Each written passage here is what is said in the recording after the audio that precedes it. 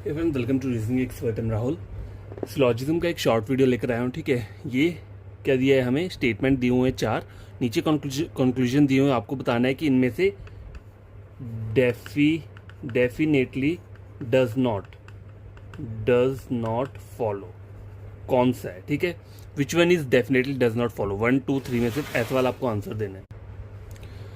तो देखो, इसमें जो क्वेश्चन पूछा है वो पूछा है डेफिनेटली डज नॉट फॉलो, मतलब इन तीनों में से जो आपका गलत होगा, जो आपकी स्टेटमेंट को गलत कर रहा होगा वही आंसर होगा, उसको बोलते हैं हम definitely does not follow.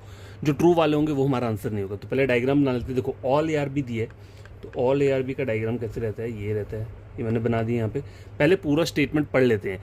Some BR not C, ठीक है, उसके आगे बोला है सम CR नॉट A, ठीक है।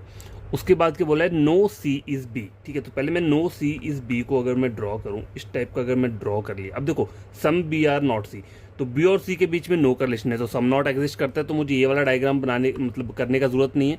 सम CR नॉट A, अब देखो सम CR नॉट A पूरा का पूरा A B के अंदर है, और B और C की क्या बोला है, नो की रिस्ट्रिक्शन बोली है, तो सम CR नॉट भी ट्रू रहेगा और सम CR नॉट है ये भी ट्रू रहेगा। तो इसका मतलब ये वाला डायग्राम भी मुझे क्या है, बनाने की जरूरत नहीं पड़ेगी। तो इन्हीं दो स्टेटमेंट्स को ड्रॉ करके क्या है, मेरा ये वाला भी इसके अंदर ही शो हो रहा है। अब कंक्लूजन चेक करते हैं। सम AR नॉट C, पहला तो ये बोला हो, तो देखो A और C के बीच में क्या है, देखो पूरा का पूरा A B के अंदर है, B और C के बीच में नो है, तो नो के साथ साथ सम नॉट भी एग्जिस्ट करता है नो वाले उसमें, तो सम AR नॉट C वो क्या रहेगी, चीज़ ट्रू रहेगी।